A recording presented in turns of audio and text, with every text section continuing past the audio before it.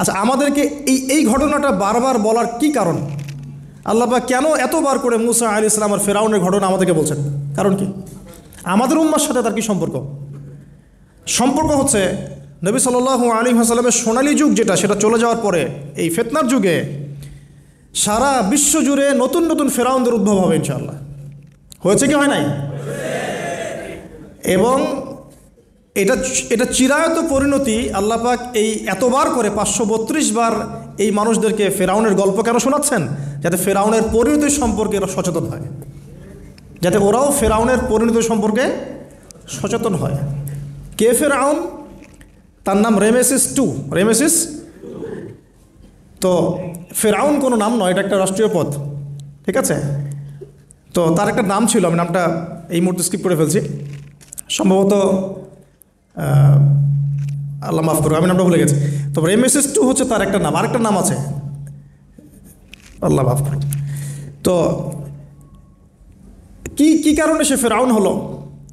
কেন তাকে ফেরাউন বলা হচ্ছে? এক দেখুন, ইউযাববিহুনা আবনাআকুম ওয়া ইস্তাহয়ুনা নিসাআকুম। মুসা আলাইহিস সালামের কওমের ছেলেদেরকে মেরে ফেলছে, মেয়েদেরকে জীবিত রাখছে। এখন আশুরার সাথে এগুলোর কি সম্পর্ক? এবার এই বিষয়টা দেখুন, একটু খেয়াল করুন, একটু মনোযোগ দিন। নবী মুসা আলাইহিস সালামকে আল্লাহ রাব্বুল আলামিন জন্ম দিয়েছেন কোন বছর জানেন? যেই বছর ওই সন্তান জন্মটা স্থগিত ছিল, মানে 1 বছর তারা সন্তান। জ্যোতিষীরা বলেছিল একজন আসবে তোমার সিংহাসন কেড়ে নিবে। মুসা আলাইহিস সালামের নাম উল্লেখ করা হয় নাই। ফেরাউন খুব সতর্ক, এরপর থেকে যে বাচ্চাই জন্ম নেয় হত্যা করা হয়, সুবহানাল্লাহ। তো মুসা আলাইহিস সালামকে আল্লাহ পাক জন্ম দিয়েছেন পরের বছর, মানে যে বছর করা চলছে তার পরের বছর মুসা আলাইহিস সালাম জন্ম নিয়েছে। এবার তার মা তো ভীত সন্ত্রস্ত, কি করবেন, কিভাবে হবে? ফেরাউন জানতে পারলে তো মেরে ফেলা হবে। এখন আল্লাহ পাক তাকে ওহী করলেন। এই ওহীটা নবুয়ত না, কিন্তু মনের মধ্যে ইলহাম। এটা কি বলি? ইলহাম। যে তুমি তোমার সন্তানকে ভাসিয়ে দাও। কোথায় ভাসাবে? কোনো মা পারবে? বলেন তো, মারা কি এটা পারবে? ও মুসা আলাইহিস সালামের মায়ের কলবটা কেঁদে উঠলো। আল্লাহ পাক বলছেন, আমি যদি তার কলবকে দৃঢ় না রাখতাম সেই কাজ করতে পারতো না। সুবহানাল্লাহ। তার অন্তরকে দৃঢ় কে রাখে? আল্লাহ। আমরা সে আল্লাহর কাছে অন্তরের কলবের দৃঢ়তা কামনা করি। আমি এই জায়গা থেকে একটু মনোযোগ দিয়ে বুঝতে হবে, আস্তে আস্তে শেষ করে দিব। এবার আল্লাহ রাব্বুল আলামিনের শান এবং তার পরিকল্পনা দেখুন। আল্লাহ পাক মুসা আলাইহিস সালামের চেহারার মধ্যে মোহাব্বত, ভালোবাসা দিয়ে দিয়েছেন, মানে সুবহানাল্লাহ। অনেক মানুষ আছে না, বাচ্চা দেখলে মহব্বত জায়গায় ভালো লাগে, খুব আদর করতে ইচ্ছা করে। ফেরাউনের ঘরে সন্তান নাই, তার স্ত্রী পানির ঘাটে বাচ্চা চলে আসলো। বাচ্চা দেখে সে বলছে, মাশাআল্লাহ, এত চমৎকার একটা সন্তান, ফুটফুটে বাচ্চা। ফেরাউনের কাছে নিয়ে গিয়ে বলছে, একে রেখে দেই, লা তাকতুলু, তাকে হত্যা করো না, আসা ইয়ানফাআনা আও নাত্তাখিযাহু ওয়ালাদা, তাকে আমরা রেখে দিই, হয়তো সে উপকারে আসবে, অথবা আমরা তাকে সন্তান হিসেবে গ্রহণ করতে পারি। তো ফেরাউন কিন্তু খুব সতর্ক ছিল। তারপরে আল্লাহ পাক তারই ঘরে মুসা আলাইহিস সালামকে বড় করলেন, সুবহানাল্লাহ। আর মুসা আলাইহিস সালাম ফেরাউনের স্ত্রী দুধও পান করছে না। তখন মুসা আলাইহিস সালাম একজন বোন আছে, সে গিয়ে তাদেরকে খবর দিল যে আমরা কি তোমাদেরকে হাল আদুল্লুকুম আলা মান ইয়াকফুলু, এমন একজনের কথা বলবো যে মুসাকে দুধ পান করাবে, এই বাচ্চাকে দুধ পান করাবে। আল্লাহ পাকের কি কৌশল! আল্লাহ পাক ওই মায়ের কোলেই আবার মুসা আলাইহিস সালামকে ফিরিয়ে দিলেন। এদিকে মায়ের দুধ খাচ্ছে, ফেরাউনের ঘরে বড় হচ্ছে, আবার ফেরাউন একটা বড় অঙ্কের হাদিয়া তার মাকে দিচ্ছে দুধ পান করানোর জন্য। সুবহানাল্লাহ। আল্লাহ পাকের পরিকল্পনা দেখেন। আমি আসলে বুঝাতে পারছি না ভাই, আমার ল্যাঙ্গুয়েজের প্রবলেমের কারণে মাফ করবেন। অনেক তথ্য মাথায় থাকলে কথা বলাও টাফ হয়ে যায়। তো সুবহানাল্লাহ, আল্লাহ পাকের পরিকল্পনা দেখুন। যে নবী মুহাম্মদ সাল্লাল্লাহু আলাইহি ওয়াসাল্লামকে মক্কা থেকে তাড়িয়ে দিচ্ছে মানুষ, আল্লাহ রাব্বুল আলামিন সেই মক্কা নবীর পায়ের সামনে এনে দিলেন, সুবহানাল্লাহ, মাত্র 8 বছরের ব্যবধানে। যে বদর যুদ্ধে মুসলিমদেরকে একদম নিঃশেষ করে দেওয়ার প্ল্যান করা হয়েছে, ওই বদরেই আল্লাহ রাব্বুল আলামিন আবু জেহেলের মৃত্যু লিখে রাখলেন। যে ইউসুফকে কুয়ায় ফেলে দিল তার ভাইরা, সেই ইউসুফকে আল্লাহ পাক সেখান থেকে কারাগার, রাজপ্রাসাদ, সেখান থেকে কারাগার, সেখান থেকে আবার নিয়ে আসলেন মিশরের পলিটিক্যাল পাওয়ারে। আল্লাহর পরিকল্পনা। যে ইয়াসরিব একসময় ইহুদিদের দাপটের জায়গা ছিল, ওই ইয়াসরিব মুসলিমদের পরতলগত করলেন আল্লাহ পাক হিজরত করিয়া। বাদশাহ নাজাশি আবিসিনিয়ায়, আমি তো মালয়েশিয়াকে একটা আবিসিনিয়া মনে করি, এখানে মাশাআল্লাহ এরকম পরিবেশ আছে, শান্তিপূর্ণ ইসলামী পরিবেশ। বাদশাহ নাজাশির এরকম পরিবেশ ছিল। বাদশাহ নাজাশি কিন্তু মুসলিম ছিল না, সে খ্রিস্টান ছিল। তারপরেও নবীজি বলতেন বাদশাহ নাজাশির রাজ্যে কেউ জুলুমের শিকার হয় না, সুবহানাল্লাহ।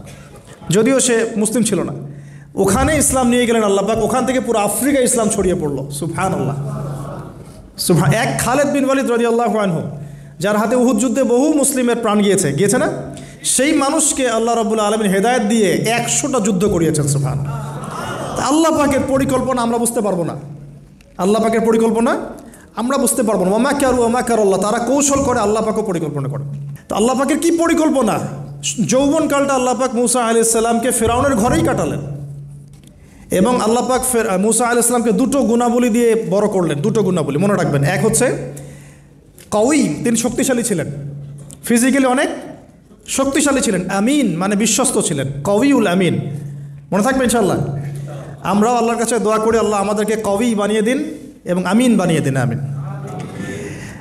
এবার যৌবনে উপনীত হয়েছেন, টকবকা রক্ত, বাইরে বের হয়ে দেখছেন যে দুজন ব্যক্তি লড়াই করছে, ইয়াক্তাতুলান রজুলান ইয়াক্তাতুলান, দুজন ব্যক্তি মারামারি করছে। একজন মিন শিয়াতি, তার বনু ইসরাইল কওমের মধ্যে, আরেকজন হচ্ছে আদুবি, তার শত্রুর মধ্যে। তো মুসা আলাইহিস সালাম গিয়ে সাহায্য করতে চাইলেন তার কম, আমরা বলি না দেশি ভাই সাপোর্ট দিই, তাই না? আচ্ছা, তো মুসা আলাইহিস সালাম গিয়ে সাপোর্ট দিতে গিয়ে শুনেন, ফাওয়াকাযাহু মুসা ফাকাদা আলাইহি, মুসা আলাইহিস সালাম মাত্র একটা ঘুষি দিয়েছেন, এক ঘুষিতেই ওই ব্যক্তি ডেড, স্পট ডেড। এই যে আমি গত একটা লেকচারে বলেছিলাম, চাইনিজ কন্টিনেন্টে যে মার্শাল আর্টসগুলো গড়ে উঠেছে এই কোরআন থেকে গড়ে উঠেছে। তার আগে ওদের সভ্যতা ছিল, সংস্কৃতি ছিল, ঠিক আছে। এক ঘুষিতে মানুষ মারা যায়, এটা কোরআন বলেছে। এক ঘুষিতে মানুষ মারা যায়, এটা কোরআন বলেছে। ওরা এখন রিসার্চ করে বের করে যে 6টা-7টা স্পট আছে মানুষের দেহে, এক ঘুষিতে মানুষ মারা যেতে পারে। কোরআনকে আমরা মূল্যায়ন করি না, কিন্তু কোরআনকে সারা দুনিয়ার অমুসলিমরা মূল্যায়ন করে ওদের স্বার্থে তারা আমাদের কোরআনকে মূল্যায়ন করে, আমাদের হাদিসকে মূল্যায়ন করে। আমরা করতে চাই না, আল্লাহ মাফ করুক আমাদেরকে।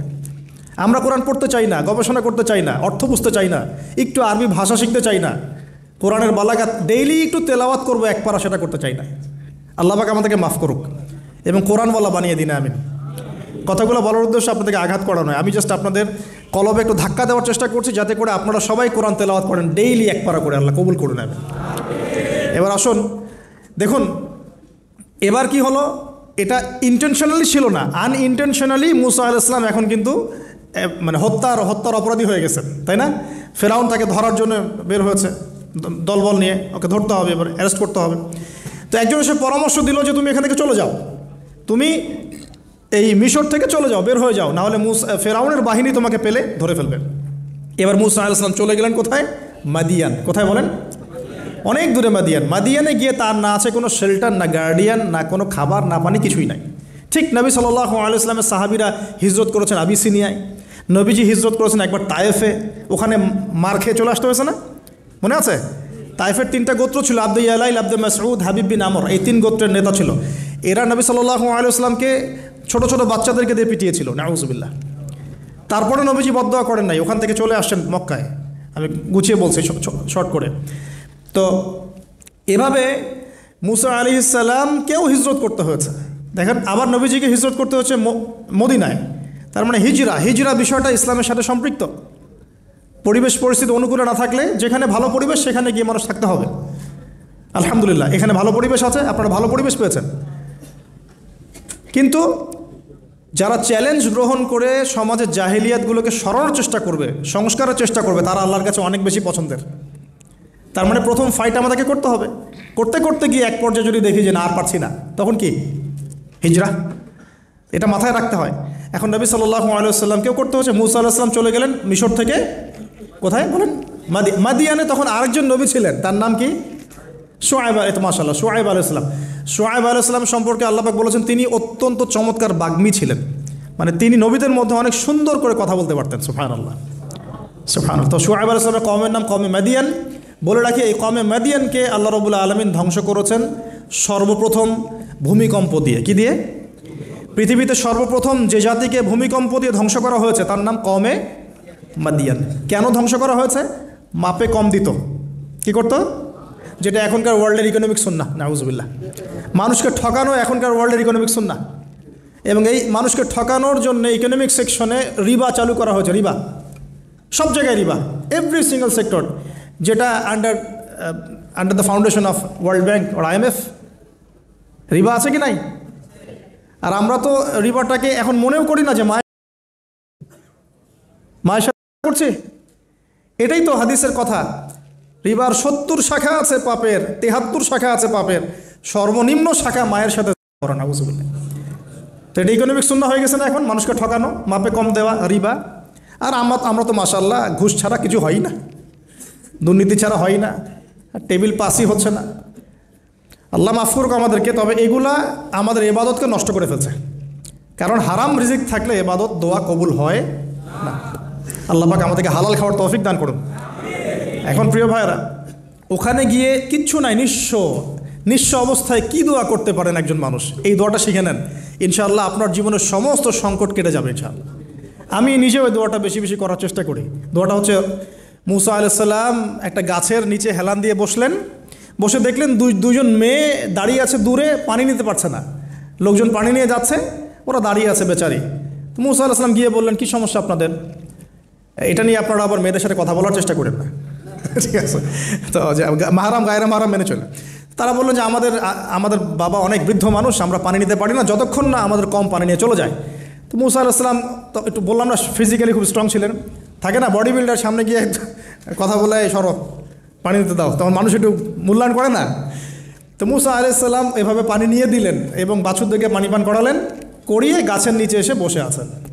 বসে বসে তিনি দোয়া করছেন, এই যে দোয়াটা তিনি দোয়া করছেন, রব্বি, একটা নেক কাজ করলেন না, মানুষের উপকার করলেন, নেক কাজ করে এসে গাছের নিচে বসে দোয়া করছেন, আল্লাহ এখানে তো আমার খাবার পানি বাসস্থান কিছুই নাই, আমি কি করব?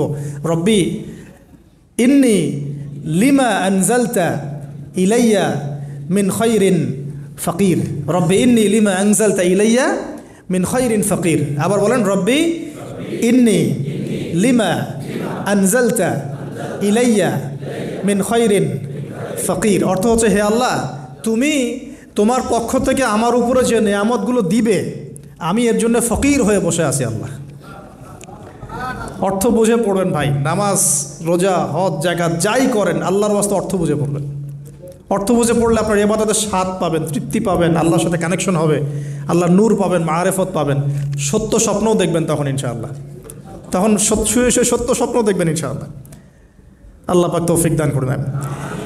এবার আল্লাহ পাকের সাহায্য নেমে আসলো, ওই দুই মেয়ের মধ্যে একজন হেঁটে হেঁটে চলে আসছে। এবার এই মেয়ের হাঁটা সম্পর্কেও কোরআন কথা বলেছে, সুবহানাল্লাহ। এই মেয়ে কিভাবে হেঁটে এসেছে এই হাঁটার বর্ণনাও কোরআন দিয়েছে। কোরআন বলেছে এই মেয়ে হেঁটে আসছে লাজুক পায়ে। কি পায়ে? এখন আপনি এই পুরো ওয়ার্ল্ডের মেয়েদের হাঁটা দেখেন, লজ্জা আছে? তাহলে মেয়েদের সাথে লজ্জার একটা গভীর সম্পর্ক আছে। এই মেয়ের প্রশংসা আল্লাহ পাক কোরআনে করলেন, লাজুক পায়ে, লাজুক ভঙ্গিতে, অবনত নয়নে সে হেঁটে আসলো। এখন আপনি কেলে যান, গো টু খেল, আপনাদের টুইন টাওয়ারে যান, দেখেন সবার হাঁটার চলা দেখেন। হায়া লজ্জার কোনো বালাই আছে এখানে? আমি গত লেকচারে বলেছিলাম যে আদম আলাইহিস সালাম এবং হাওয়া আলাইহিস সালাম, ইবলিস তাদের সাথে প্রথম যে আচরণ করেছে ওই ফল খাওয়ানোর পরে, সেটা কি? তাদের গা থেকে পোশাক খুলে পড়ে গেছে, মানে নগ্ন করে দিয়েছে আমাদের পিতামাতাকে, মহাবিশ্ব নগ্ন করে দিয়েছে কে? ইবলিস। তো এখন এই পৃথিবীতে আমরা যারা নগ্নতার চর্চা করছি, তার কার এজেন্ট আমরা বুঝতে বাকি আছে? আমার কথা কি বুঝতে পারছেন কি না? এই কানেকশন মেলানোর চেষ্টা করেন, ডটসগুলো মেলানোর চেষ্টা করেন। সামনে যাই প্রিয় ভাই, এই মেয়ে এসে বলছে, আমার বাবা আপনাকে ডাকেন, আমার বাবা আপনাকে ডাকছেন। তিনি গেলেন, বাবা শুআয়ব আলাইহিস সালাম। তখন এক বোন ইনডাইরেক্টলি বাবাকে বোঝাচ্ছে যে বিয়ে শাদী দিলে ভালো হয়। এক বোন বলছে যে আপনি তো তাকে পুরস্কৃত করতে চাচ্ছেন, তাহলে এইরকম কওয়িউন আমিন একজন মানুষকে সবচেয়ে ভালোভাবে পুরস্কৃত করা যায় তার যথাযোগ্য প্রতিদান দেওয়ার মধ্য দিয়ে। তো মেয়ের ইশারা বাবা বুঝেছেন, তিনি নিজের এক মেয়ের সাথে মুসা আলাইহিস সালাম বিয়ে দিলেন, সুবহানাল্লাহ। তবে শর্ত দিলেন, দেনমোহর কি? মোহর তো নাই। মোহর কি? এবার মোহর হচ্ছে 8 বছর তোমাকে আমার ফার্মে কাজ করতে হবে। এটা আগেকার একটা স্টাইল ছিল, সুন্নাহ। এটা এখন নাই যদিও, আগে এরকম ছিল যে দেনমোহর দেওয়ার জন্য এই একটা পদ্ধতি ছিল। যেমন ইয়াকুব আলাইহিস সালামের ক্ষেত্রেও এরকম 7 বছরের কথা আসছে, তিনি 7 বছর তার শ্বশুরের ফার্মে কাজ করেছেন। এটা নতুন ছিল না ওই সময়, এটা কমন ছিল। এখন যেমন আমাদের দেশে কমন 10 লাখ টাকা মোহর হবে, 10,000 টাকা দিব, বাকিটা সব বাকি, তাই না? তো এরকম আর কি কমন কিছু বিষয় থাকে আর কি। আস্তাগফিরুল্লাহ, মাফ করুক। বলবে বাসরাতে বলবে আমাকে মাফ করে দাও। শুরুতেই নিজের গায়রথহীনতার পরিচয় দিল। আবার এদিকে শ্বশুরের কাছে মাশাল্লাহ মোটা অঙ্কের ডোনেশন নিতে চাচ্ছে, যৌতুক। বিয়ে আমাদের ওখানে মাশাল্লাহ মানে কেনা বেচা, মেয়ে বিক্রি করতেছে আর ছেলে কিনতেছে। এবার 8 বছর পূর্ণ করা হলো, তিনি আরও 2 বছর 10 বছর পূর্ণ করলেন। এই 10 বছরে মুসা আলাইহিস সালাম নববী পরিবেশ পেলেন, অভিভাবক পেলেন, স্ত্রী পেলেন, প্রেমময়ী সন্তান ইত্যাদি সব কিছু।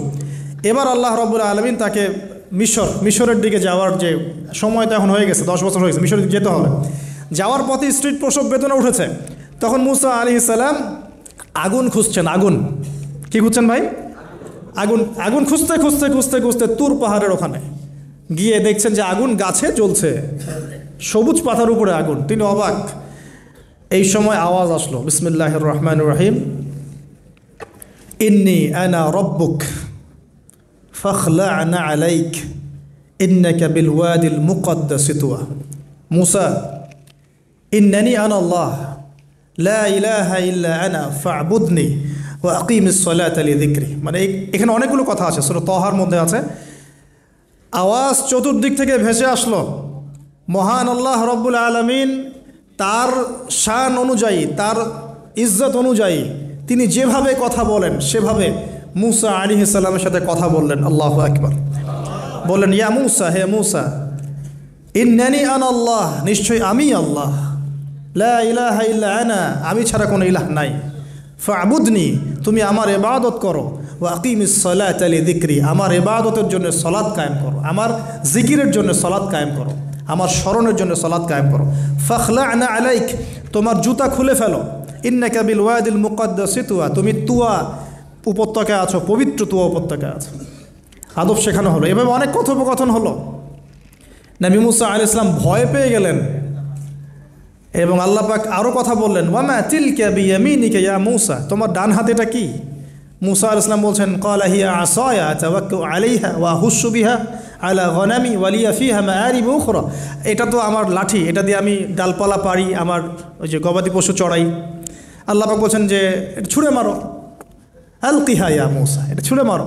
ফালকাহা, তিনি ছুঁড়ে মারলেন। ফাইদা হিয়া হাইয়াতুন তাসা, এবং এটা ছোটাছুটি শুরু করলো, বড় একটা সাপ হয়ে গেল। সুবহানাল্লাহ। এগুলো কোনো গাল গল্প নয়, এগুলো আল্লাহ রাব্বুল আলামিনের মুজিজা, মুজিজাতুল কুবরা, এটা বড় মুজিজা। তিনি পিছনের দিকে দৌড়ানো শুরু করলেন সাপ দেখে, খাইফা ইয়াতারাক্কাব, মানে ভয়ে দৌড়ানো শুরু করলেন। আল্লাহ পাক বলছেন, লা ইয়াখাফু লাদাইনাল মুরসালিন, আমার কাছে রসুলগণ ভয় পায় না, তুমি ভয় পেও না, তুমি ওটাকে ধরো পিছন থেকে, সেটা আবার লাঠি হয়ে যাবে। পিছন থেকে হাত দেওয়া হলো, লাঠি হয়ে গেল। সুবহানাল্লাহ। এবার বলছে যে তুমি তোমার বগলের নিচে হাত ঢুকাও। মুসা আলাইহিস সালাম বগলে হাত ঢুকালেন, বের করলেন, হাত থেকে টর্চ লাইটের মতো আলো বের হওয়া শুরু হলো। এটা দ্বিতীয় নিদর্শন। কেন দেয়া হলো নিদর্শন? এবার আল্লাহ পাক তার দায়িত্বটাকে বলছেন, তোমাকে নিদর্শনগুলো কেন দিলাম, তোমাকে মনোনীত কেন করলাম, কেন তোমাকে মনোনীত করলাম মুসা, তোমার কাজটা কি? তোমার কাজ এখন এইটা, ইযহাব ইলা ফিরআউনা ইন্নাহু তাগা, তুমি ফিরআউনের কাছে যাও। ফিরআউন সীমা লঙ্ঘন করেছে, মনে আছে ফিরআউনের কথা? সীমা লঙ্ঘন করেছে। তখন মুসা আলাইহিস সালাম তার অপারগতা প্রকাশ করছেন এভাবে। তিনি বলছেন, আল্লাহ, আমার তো জিহ্বায় জড়তা আছে, আর আমি তো ওখানে এক ব্যক্তি, আমার খুনের অভিযোগ আমার কাঁধে, আমি এখন কিভাবে কি করব আল্লাহ? তখন আল্লাহ রাব্বুল আলামিন বলছেন, এই দোয়াটা করো। কোন দোয়া? মুসা আলাইহিস সালাম করলেন, রব্বি ইশরাহ লি সদরি, হে আল্লাহ আমার বক্ষ প্রশস্ত করো, ওয়াসসির লি আমরি, আমার কাজকে সহজ করে দাও, ওয়াহলিল উকদাতাম মিন লিসানি, আমার জিহ্বার সমস্ত জড়তা দূর করে দাও, ইয়াফকাহু কাওলি, যাতে মানুষ আমার কথা বুঝতে পারে।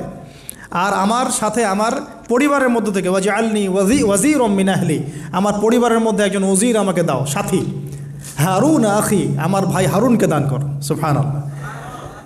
হারুন আলাইহিস সালামকে নবুয়ত দেওয়া হলো, দুজনকে আল্লাহ পাক এখন বলছেন, ইযহাবা ইলা ফিরআউন, তোমরা দুজন এখন ফিরআউনের কাছে যাও।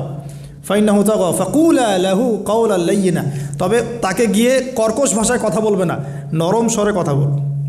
দায়ীদের এখানে সুন্নাহ, দায়ীদের জন্য শিক্ষা আছে, দায়ী আলেম যারা মুবাল্লিগ তাদের শিক্ষা আছে। ফিরআউনের সামনে গিয়ে দাওয়াত দিলেও কীভাবে দিতে হবে? ফাকুলা লাহু কাওলাল লাইয়িনা, নম্রভাবে কথা বলো। লাআল্লাহু, কেন নম্রতার সাথে? লাআল্লাহু ইয়াতাযাক্কারু আও ইয়াখশা, হয়তোবা নম্রতা প্রদর্শন করলে সে উপদেশ গ্রহণ করতে পারে, অথবা সে আল্লাহকে ভয় করতেও পারে। আল্লাহ পাক তো আগে থেকে জানেন সে ঈমান আনবে না, তারপরেও আমাদেরকে আদব শিখাচ্ছেন আল্লাহ পাক এখানে। তারা দুজন চলে গেলেন, দাওয়াত দিলেন। ফেরাউন মস্করা করছে, ওয়ামা ওয়ামার রব্বুকুম ইয়া মূসা, তোমাদের দুজনের রব আবার কে? হ্যাঁ, মূসা আলাইহিস সালাম বুঝাচ্ছেন, রব্বি আল্লাযী, আমার রব সেই রব যিনি জীবিতকে মৃত করেন, মৃতকে জীবিত করেন, ইত্যাদি।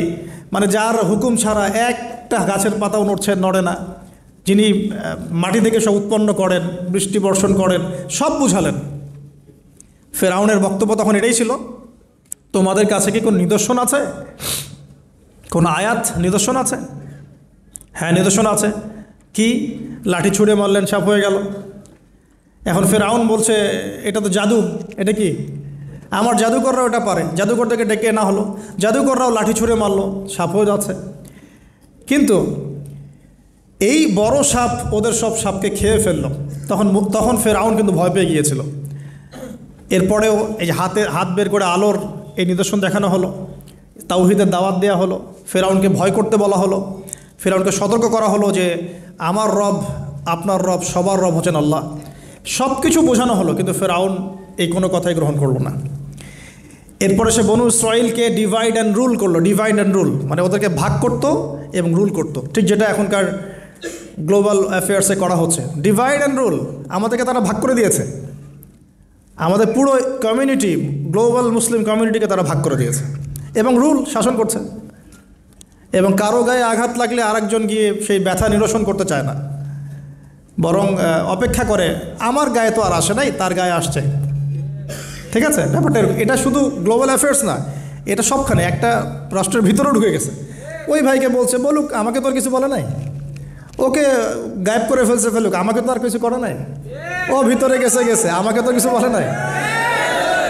এই আচরণের কারণে আস্তে আস্তে আস্তে আস্তে মুসলিমদের শক্তি সব সংকুচিত হয়ে আসে। এটা নতুন কোনো বিষয় না, ফেরাউনের সুন্নত এটা, ডিভাইড অ্যান্ড রুল, যেটা ব্রিটিশরা করে গেছে সারা ওয়ার্ল্ডে। সুবহানাল্লাহ, দেখুন সব কিছু ওরা কোরআন থেকেই নিচ্ছে মনে হচ্ছে আমার কাছে। তো এখন একটা দুইটা না, নয়টা পরীক্ষা ফেরাউনকে করা হলো। মুসা আলাইহিস সালাম যখন বলেন, দোয়া করেন, তখন গজব উঠে যায়। ফেরাউন তখন এসে বলে যে ঠিক আছে, তুমি দোয়া করো, তাহলে আমরা বনু ইসরাইলকে ছেড়ে দিব। যখনই মুসা আলাইহিস সালাম দোয়া করে, গজব উঠে যায়, সে আর বনু ইসরাইলকে ছাড়ে না। এখন এভাবে 9টার বর্ণনা আসছে। একবার আসছে পঙ্গপালের শাস্তি, একবার আসছে ব্যাঙের শাস্তি, একবার আসছে মহামারীর শাস্তি, একবার আসছে উকুনের শাস্তি, একবার রক্তের নদী। এরকম 9টা আযাব আল্লাহ পাক দিয়েছেন কাদেরকে? এই ফেরাউনের সম্প্রদায়। সর্বশেষ, আমি লম্বা করলাম না, সর্বশেষ যেটা হয়েছে, কারণ আমি কনক্লুশনে কিছু পয়েন্ট বলবো। সবশেষে যেটা হলো, 20 বছর, কত বছর? প্রায় 20 বছর জুলুম করলো ফেরাউন দাওয়াত পাওয়ার পরে। প্রায় 20 বছর। দাওয়াত পাওয়ার আগের কথা তো বাদ, ইসলামের দাওয়াত পাওয়ার প্রায় 20টা বছর সে বনু ইসরাইলকে এভাবেই টর্চার করতে থাকলো। 9টা নিদর্শন আসলো, কোনোটাই সে গ্রহণ করলো না। এবং সর্বশেষ তার কল ছিল যে আমি ছাড়া তোমাদের কোনো রব আছে এটা আমি জানি না, নাউজুবিল্লাহ। এবং সূরা নাবার মধ্যে আল্লাহ বলেছেন যে ফেরাউন বলেছিল আনা রব্বুকুমুল আ'লা, আমি তোমাদের মহান রব, নাউজুবিল্লাহ। এই ছিল ফেরাউনের শেষ স্টেটমেন্ট। এবার মুসা আলাইহিস সালামকে নিয়ে চলে যাচ্ছেন মিশর থেকে। ফেরাউন দলবলে ধাওয়া করছে, সামনে সাগর আর পিছনে ফেরাউনের বাহিনী। মুসা আলাইহিস সালাম এখানে বনু ইসরাইলকে নিয়ে একটা রিম রক বলি আমরা, যেটা পাহাড়ে উঠতে সামনেও যেতে না পারে, পিছনেও যেতে না পারে, এরকম একটা অবস্থা। এই সময় মুসা আলাইহিস সালামের গোত্রের কিছু মানুষ বলেছিল যে ইয়া মুসা ইন্না লামুদরাকুন, হে মুসা আমরা তো ধরা পড়ে গেলাম, আমরা মনে হয় আজকে ধরা পড়ে গেলাম। এই অবস্থাতে মুসা আলাইহিস সালাম বলেছিলেন, একটু বোঝার চেষ্টা করেন, পিছনে ফেরাউনের বিশাল বাহিনী, সামনে সমুদ্র, যাওয়ার কোনো জায়গা নাই, একদম কোনো জায়গা নেই, খালি চোখে কোনো জায়গা দেখা যাচ্ছে না। ওই সময় খালি চোখে, বাহ্যিক চোখ দিয়ে কোনো উপায় দেখা যাচ্ছে না। বাহ্যিক চোখে ওই সময় কোনো উপায় দেখা যাচ্ছে না নিষ্কৃতির, নাজাতের। ঠিক এখন সারা ওয়ার্ল্ডে বাহ্যিক চোখে মুসলিমদের নাজাতের কোনো পথ দেখা যাচ্ছে না। বাহ্যিক চোখ দিয়ে কি করবে মুসলিমরা? খালি পড়াশোনা করবে, না কমিউনিটি করবে, না জিহাদ করবে, নাকি তাগুতের এগেনস্টে লড়বে? কি করবে মুসলিমরা? নাকি সারাদিন বসে বসে মসজিদে তসবিহ টিপবে আর নামাজই পড়বে? কি করবে মুসলিমরা? বাহ্যিক চোখ দিয়ে এখানেও কোনো ফয়সালা দেখা যাচ্ছে না। তখন আল্লাহ রাব্বুল আলামিন মুসা আলাইহিস সালামকে একটা পরীক্ষাও নিলেন। একজন বলছে ইন্নালা মুদরাকুন, আমরা ধরা পড়ে গিয়েছে। মুসা আলাইহিস সালাম তখন বলছেন দৃঢ় চিত্তে, কাল্লা কাল্লা, কখনো না, ইন্না রব্বি মাইয়া সাইয়াহদিন, নিশ্চয়ই আমার রব আমার সাথে আছেন, তিনি আমাকে পথ দেখাবেন। সুবহানাল্লাহ। তাহলে আজকেও মুসলিমদের সারা ওয়ার্ল্ড ওয়াইড এই চেতনাই থাকা উচিত যে কাল্লা, কখনো না। আল্লাহ ইন্না রব্বুনা মা'ানা, নিশ্চয়ই আমাদের রব আমাদের সাথে আছেন, তিনি আমাদেরকে পথ দেখাবেন ইনশাআল্লাহ। এই পথই আমরা চাই, ইহদিনাস সিরাতাল মুস্তাকিম, তাই না? সিরাতাল লাযিনা আন'আমতা আলাইহিম গায়রিল মাগদুবি আলাইহিম ওয়ালাদ-দাল্লিন। এই বাস, যখন আপনি পুরো দমে আল্লাহর উপর তাওয়াক্কুল করে ফেলবেন, তখনই তো আল্লাহ রাব্বুল আলামিনের নুসরা নেমে আসবে ইনশাআল্লাহ। বদরের মাঠে নবী সাল্লাল্লাহু আলাইহি ওয়াসাল্লাম হাত তুলে দোয়া করছে, আল্লাহ এই 313 জন মুসলিম যদি আজকে শেষ হয়ে যায়, ইসলামের নাম নেওয়ার কেউ থাকবে না। দোয়া করতে করতে চাদরটা পর্যন্ত পড়ে গেল। আবু বকর সিদ্দিক দৌড়ে এসে চাদর উঠায় দিলেন, দিয়ে কান্না জড়িত কণ্ঠে বলছেন, হাসবুক ইয়া রাসূলুল্লাহ, যথেষ্ট হয়েছে আল্লাহ রাসূল, যথেষ্ট হয়েছে, আর দোয়া করার দরকার নেই, ইনশাআল্লাহ আল্লাহ সাহায্য নেমে আসবে। আল্লাহ পাকের সাহায্য নেমে আসলো, হাজার হাজার ফেরেশতা আল্লাহ নামিয়ে দিলেন বদরের মাঠে ইনশাআল্লাহ। আপনি দেখুন যে সুবহানাল্লাহ, নবী সাল্লাল্লাহু আলাইহি ওয়াসাল্লাম হিজরত করছেন আবু বকর সিদ্দিককে সাথে নিয়ে, মনে আছে গারে সাওরের ঘটনা, সবাই ঘিরে ফেলেছে, এমনকি নিচ থেকে উপরে ওদের পা দেখা যাচ্ছে। আবু বকর সিদ্দিক বলছেন যে ইন্না মুদরাকুন, আমরা ধরা পড়ে গেলাম ইয়া রাসূলুল্লাহ। একই কথা, কিন্তু নবী সাল্লাল্লাহু আলাইহি ওয়াসাল্লাম সেই একই কথাই বলছিলেন, লা তাহজান, তুমি দুশ্চিন্তা করো না, ইন্নাল্লাহা মা'ানা, আল্লাহ আমাদের সাথে আছেন, ইনশাআল্লাহ আল্লাহ আমাদের সাথে আছেন। তবে কাদের সাথে আল্লাহ থাকবেন? যারা নামাজ পড়ে না, যারা নামাজ পড়ে না, যারা তাওহীদ শিখে না, সুন্নতের উপর আমল করে না, যারা রিবা খোর, যারা মাদক দ্রব্য সেবন করে, জিনা করে, পর্নোগ্রাফি দেখে, যে বেপরদায় চলে, এদের সাথে আল্লাহ থাকবেন। আমরা যদি আমাদের অবস্থান উন্নত করতে না পারি, আমাদের দ্বারা উম্মার বিজয় হবে না, ফুল স্টপ। আমরা যদি আমাদের অবস্থান উন্নত করতে না পারি, মানে এই যুগের আবু বকর, ওমর, ওসমান, আলী হতে না পারি, আমাদের দ্বারা বিজয় হবে না। আপনি যত টাকা ঢালেন না কেন, যত বড় সংগঠন করেন না কেন, যত পলিটিক্যাল অ্যাফেয়ার্স ডিল করেন না কেন, যতক্ষণ এ যুগের আবু বকর, ওমর, ওসমান, আলী আমরা হতে না পারছি, আমাদের হাতে বিজয় আসবে না। প্রথম কাজটা এখানে ভাই, প্রিয় ভাইয়েরা, রাগ করছে নাকি কথায়? আমাদের প্রথম কাজটা এখানে, ফ্যান্টাসির কোনো মূল্য নাই এখন। Eyewash, show down, show off, fantasy, online, Facebook, কিচ্ছু না এগুলো। বিশ্বাস করে এগুলো কিচ্ছু না, কিচ্ছু হবে না এগুলো দিয়ে। কনস্ট্রাকটিভ কাজ না থাকলে, ইমান, আমল, তাওহীদ, সুন্নাহ, সেরকম জজবা, সেরকম ইউনিটি, আল্লাহর পথে মাল খরচের প্রেরণা, মুসলিমদেরকে সহযোগিতা করার বড় মানসিকতা, একটা ব্রড মাইন্ডেড চিন্তাভাবনা, এগুলো না থাকলে কখনো সম্ভব হবে না। এখানে সাহায্য নেমে আসছিল না? ওই গারে শহরে কি তারা ধরা পড়েছিলেন?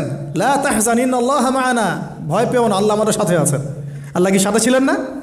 ঠিক একই কথা মুসা আলাইহিস সালাম বলছেন, কাল্লা, কখনো না, ইন্না রব্বি মাইয়া সাইয়াহদিন, আমার রব আমার সাথে আছেন, আমার রব আমার সাথে আছেন, তিনি আমাকে পথ দেখাবেন ইনশাআল্লাহ।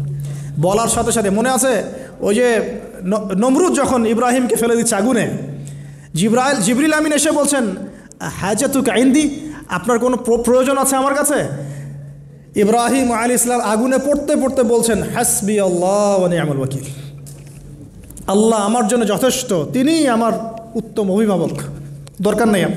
বলার সাথে সাথেই ইয়া নার কুনি বারদান ওয়া সালামান আলা ইব্রাহিম, এই আগুন ঠান্ডা হয়ে যাবে। এবার আমার বান্দা আমাকে ডেকেছে, তার কোনো পথ নাই চোখের সামনে খোলা, এখন আমার বান্দা আমাকে ডেকেছে, আমার উপর ফরজিয়াত আমার বান্দাকে এখন সাহায্য করা, এটা আমার হক, আমার বান্দাকে সাহায্য করা। ওয়া কানা হাক্কান আলাইনা নুনজিল মুমিনিন, আমার হক হচ্ছে, আল্লাহ বলছেন আমার হক মুমিন বান্দাদেরকে নাজাত দেওয়াটা আমার হক। সুবহানাল্লাহ। তাহলে ওই যে সাহায্য এসেছে ওই নমরুদের ওখানে আগুন পরীক্ষায়, একই সাহায্য আসছে গারের শহরে, বদরের মাঠে, উহুদে, খায়বারে, খন্দকে, এই সাহায্য নেমে আসতো মুসা আলাইহিস সালামের কাছে।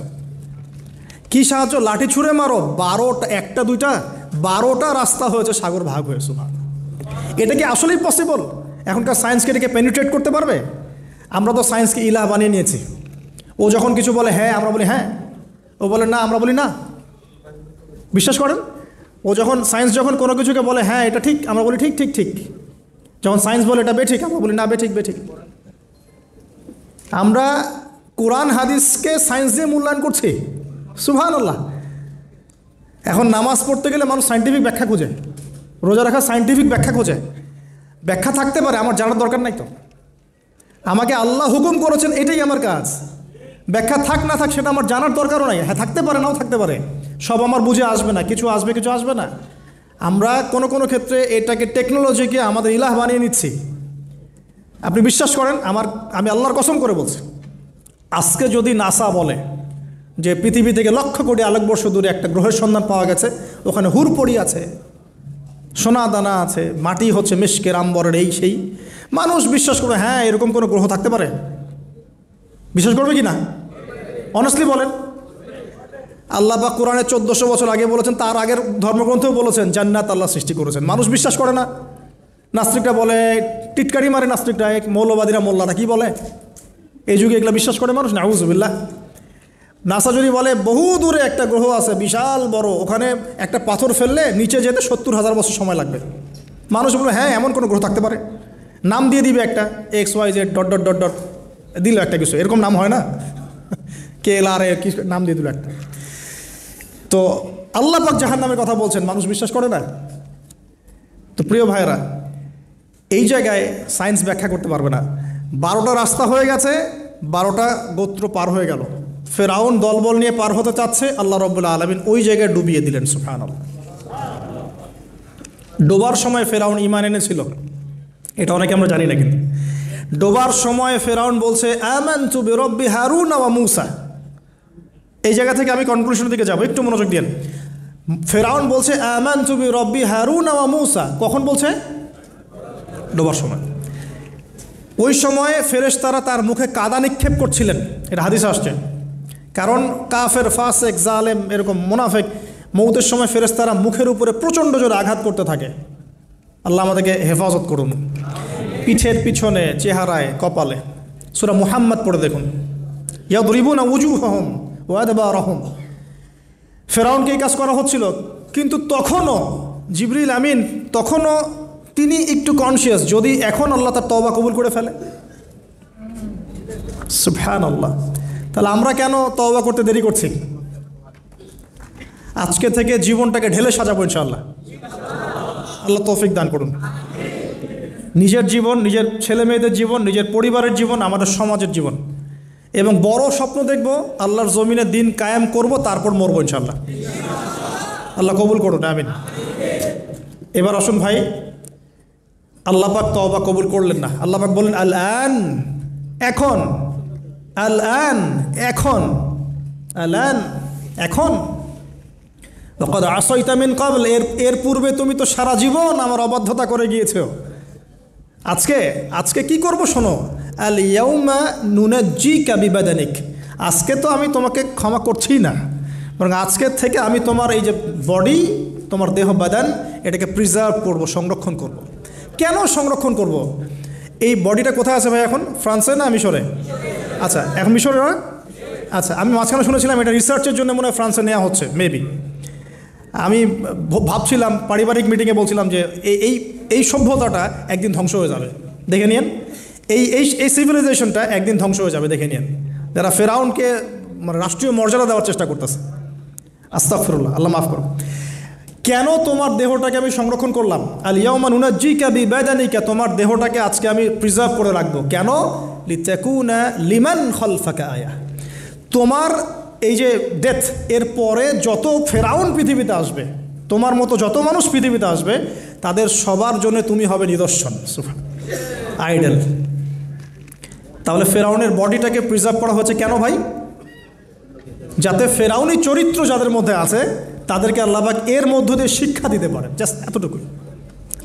এছাড়া কোনো কারণ আছে? এটা কি আমাদের দেখার কোনো বিষয়? বরকত আছে কোনো? সুবহানাল্লাহ। এখন আপনাকে আমি একটু কনক্লুশনের দিকে নিয়ে আসি। মানুষ জানতো না এই বডিটা কোথায় আছে। সাহাবীদের যুগে কি বডি বের হয়েছিল? মুরাদ ভাই, সাহাবীদের যুগে কি বডিটা বের হয়েছিল? তাবেঈনদের যুগে, 4 ইমামের যুগে, ইমাম বুখারী, মুসলিম, তিরমিজি, নাসাই, ইবনে মাজাহ, আবু দাউদ, তাদের যুগে, উমাইয়া খেলাফতে, উমাইয়া খেলাফত 93 ইয়ার্স, আব্বাসীয়দের সময় প্রায় 550 বছর। এই 550 বছরও আসছিল? আসে নাই। ফাতেমি সাম্রাজ্য চলে গেছে, কর্ডোভার ইসলামিক সাম্রাজ্য চলে গেছে, মোগলদের সময় চলে গেছে, এই তো আফগানদের সময় চলে গেছে, ইভেন অটোম্যান এম্পায়ার, এই যে ওসমানীয় খেলাফত আর্তুগরুল গাজীর ছেলে উসমানের হাত দিয়ে, এই যে প্রায় কত বছর, প্রায় তো এটা 500 বছর মতো হবে না, 500 বছর প্লাস মাইনাস, এই সময়গুলো, এই যে প্রায় আমরা 1445 হিজরির কথা বললাম, আপনি 1300 হিজরি, 1300 প্লাস হিজরিতে আপনি এই বডিটা পাবেন না, আমরা দেখি নাই, বিশ্ববাসী দেখে নাই। ইংরেজি কত সনে এটা আবিষ্কৃত হলো, কে উদ্ধার করলো, কোত্থেকে আসলো? আমি ছোটোখাটো ভাঙাচোরা গবেষণা করে দেখেছি 1897 সালের দিকে এটা হয়েছে, পাওয়া গেছে 1897 সালের দিকে। আর এটাকে প্রিজার্ভ করে করে আরও প্রমাণ করা হয়েছে, প্রমাণ করতে সময় লেগেছে, এটা সেই রেমেসিস II এরই মমি, এটা সময় লেগেছে আরও প্রায় 10-15 বছর, প্রায় 1912 সাল ধরা হয়। 1912 সাল থেকে এটা প্রমাণিত হয়েছে এটাই সেই ব্যক্তির মমি। কোন ব্যক্তি? ফেরাউন, যে এই পৃথিবীর সবচেয়ে বড় কাফের, সবচেয়ে বড় জালেম, সবচেয়ে বড় ফাসেক, সবচেয়ে বড় মুনাফিক, সবচেয়ে বড় আল্লাহদ্রোহী। আর আল্লাহ পাক তাকে কেন রেখেছেন? লিতাকুনা লিমান খালফাকা আয়া, যাতে তুমি তোমার পরবর্তীদের জন্য নিদর্শন হতে পারো। That's all. তাহলে আমরা পেলাম কবে? 1897 অথবা প্লাস মাইনাস 1912। এখন আপনাকে আমি বলি 1912-এর পর থেকে সারা ওয়ার্ল্ডে কী হয়েছে দেখুন। 1912, 1917-এর পর থেকে সারা ওয়ার্ল্ডে কী হয়েছে আপনি খেয়াল করবেন। অটোম্যানদের খেলাফা gone case, First World War Ottoman খেলাফা গন, চলে আসলো নতুন একটা রেভলিউশন, ইউরোপিয়ান রেভলিউশন। আমি বলি যে the first group of গগ and ম্যাগগ, specially আমি স্পেসিফিকলি বলি না, বলি যে এদের মধ্যে ইয়াজুজ আর মাজুজের খাসলত আছে। আমি বলছি না এরাই ইয়াজুজ মাজুজ, এই কথাটা আমি বলছি না, আমি বলছি এদের মধ্যে মাস্ট বি অবভিয়াসলি 100% ইয়াজুজ মাজুজের খাসলত আছে, চরিত্র আছে।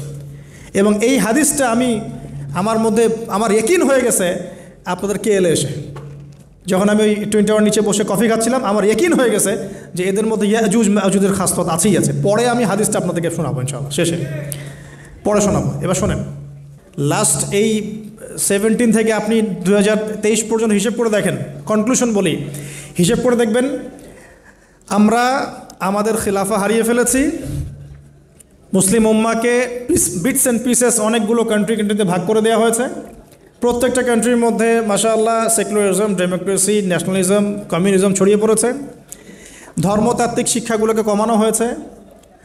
আপনার ইকোনমিক সেকশনে রিবাকে প্রমোট করা হয়েছে। পলিটিক্যাল অ্যাফেয়ার্সে আল্লাহ পাকের বিধানকে উঠিয়ে দিয়ে তাগুতি বিধান চালু করা হয়েছে, খোলামেলা বলছি। তারপরে পর্দা, বেহায়াপনা, এভরি সিঙ্গেল যে কুফর হারাম যেগুলো কাবিরায় কাবায়ের, এগুলোকে প্রমোট করা হয়েছে লাস্ট 100 বছর। আপনি হিস্ট্রি এই লাস্ট 100 বছরে আপনি আবু বকর, ওমর, ওসমান, আলীর সেই যুগ পাচ্ছেন না। ইভেন মুসলিমদের মধ্যে হাজারটা দলে দলে আমরা ভাগ হয়ে গেছি, শক্তি নাই, স্ট্রেংথ নাই, কাদা ছড়াছড়ি, গিবত, তোহমত, হ্যাঁ, এক ভাইয়ের সমালোচনা করতে বলে আরেকজন ক্রেডিট মনে করে, কে কার গলায় চালাবে, এই তো চলছে।